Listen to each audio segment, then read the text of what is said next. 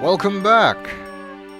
We have infiltrated the castle, but unfortunately there are still guard dogs to contend with, even though they apparently did reduce the guard after thinking we were dead, but they were not quite so stupid to completely get rid of the guard. And these two dogs were talking about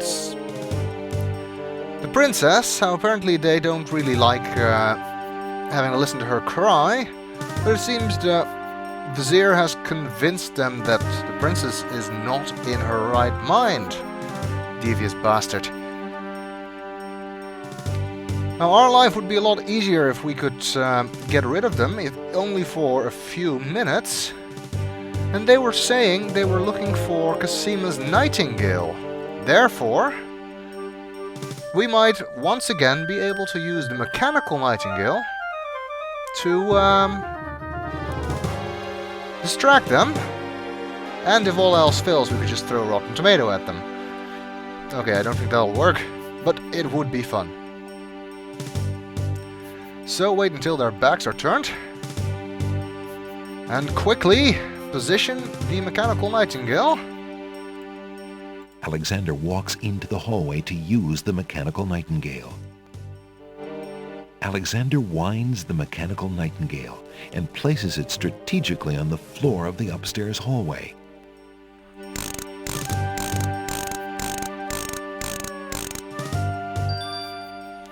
And now we gotta hide. The mechanical song echoes in the corridor. Alexander hears the sound of boots pounding as the guard dogs come to investigate. And the only place we have to hide here is that pillar. Alexander ducks behind the pillar.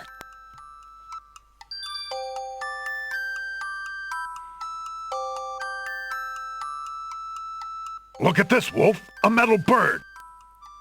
Sure is, Bay. How do you suppose a metal bird got in here? You got me, but there's something weird about it. Hey, could this be Casima's nightingale, do you think? What, you lapdog? The princess's nightingale isn't some tin thing? How do you know? Have you seen it? Well, no, but... I don't know, Bay. Humans can be pretty strange. With their sense of smell, maybe she wouldn't even know it wasn't real. I say we take it downstairs to Captain Saladin. He'll know what to do with it. What about our post?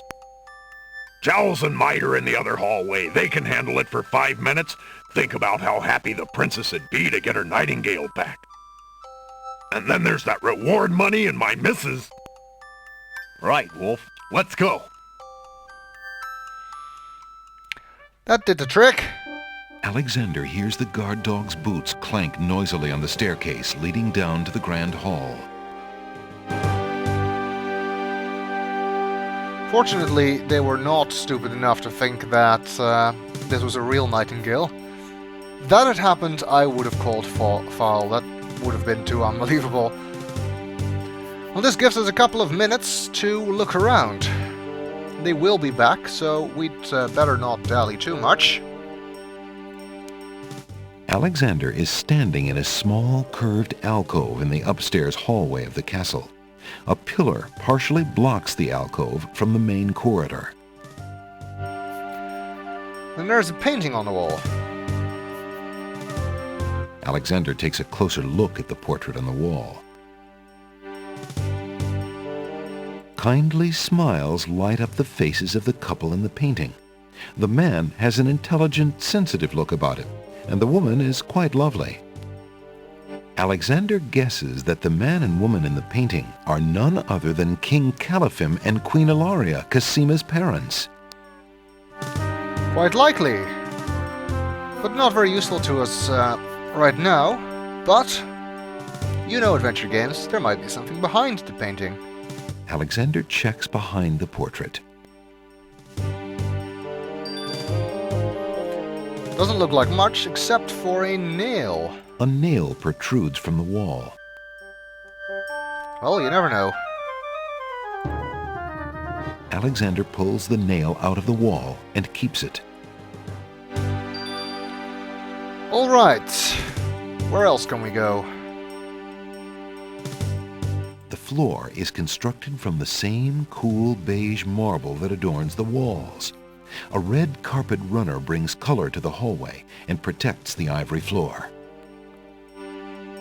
Is this a statue of Captain Saladin? A marble statue of a guard dog in full regalia adorns the top of a pillar. Okay, it's a guard dog. I'm not sure if it's Captain Saladin.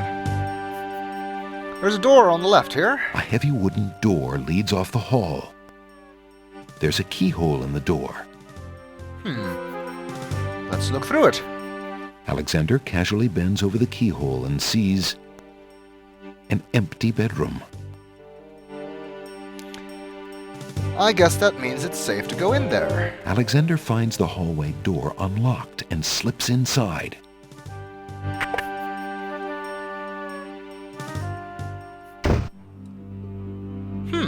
Interesting. I wonder whose bedroom this is. Alexander is standing in a masculine bedroom. Polished marble walls rise to meet a tall ceiling, and the furnishings have an opulent feeling. He wonders whose bedroom this is. Wait, masculine bedroom? Really? Well, at least it's more masculine than Manannan's bedroom. Although that's not a very difficult achievement. Let's see, there's a bed. A canopied bed arranged with silk bedclothes and large pillows stands in one corner of the room.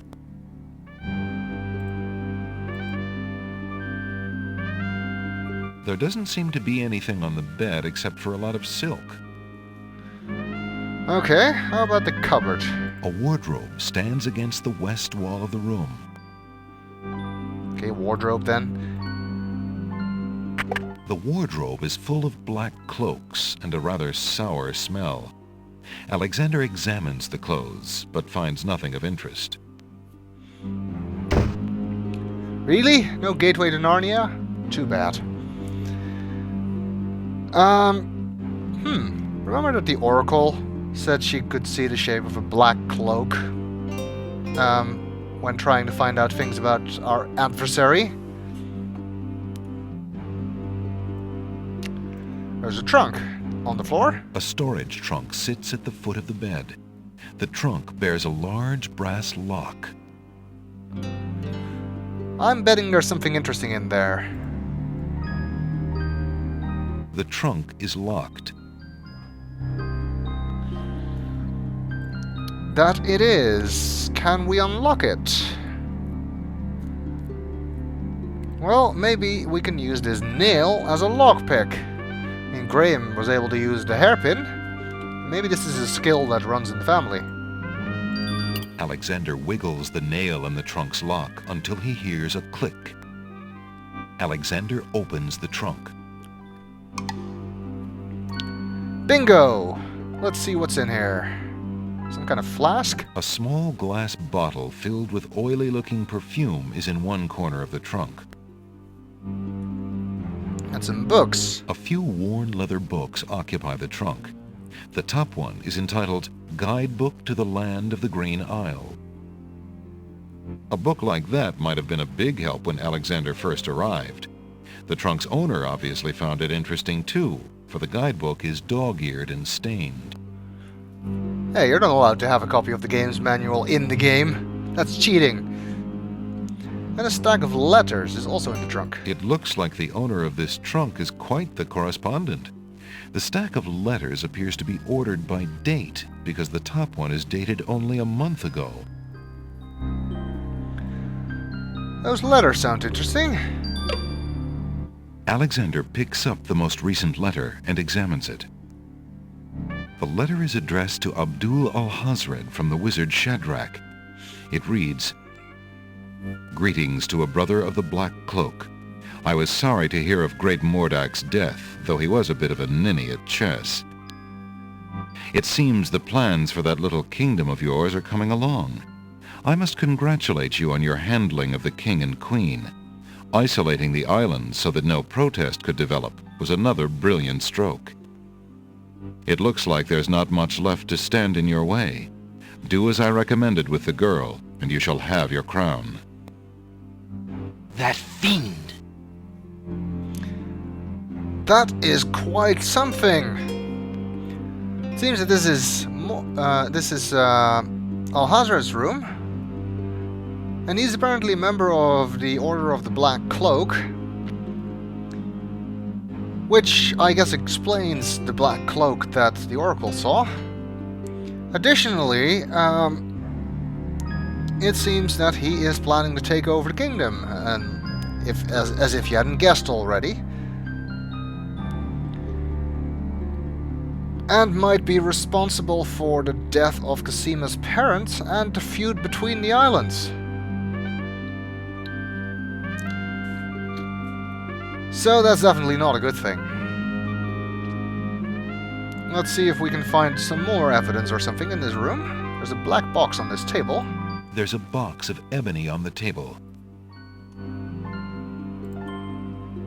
Alexander opens the ebony box and looks inside.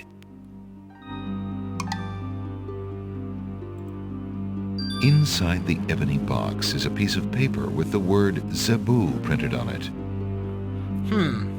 Curious. That is actually something we will not need in the short path. But anyway. Some old ivory dice have been left in the box. There's an old bottle of black ink among the box's trinkets. A worn old brush is among the box's trinkets. I don't know what all this stuff is for. We don't need it in any case, and you can't take any of it with you. And there's a fireplace. A fire in a small hearth warms the bedroom. But nothing of interest in there, it seems. So, since time is short, I guess we'd better get back out there. The guards will get suspicious if they see the painting on the floor there, so we'd better put it back. Alexander puts the nail back into the wall. Alexander puts the heavy portrait back on the wall. And we'll see what else we can achieve while the guard dogs are still gone in the next video.